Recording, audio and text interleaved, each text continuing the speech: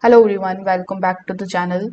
In today's quick video, I'm going to show you exactly how you can reset your HuTools log in 2026 step by step.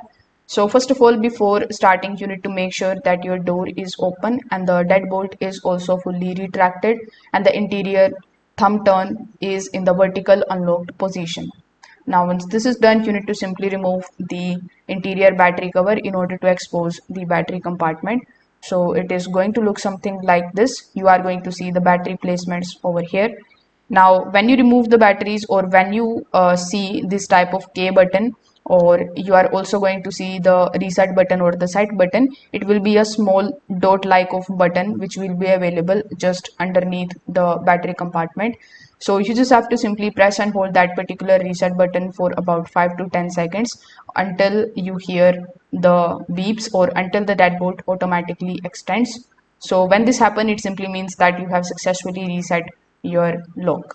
So if this video helped you out, make sure that you like this video and subscribe to the channel. Thanks for watching.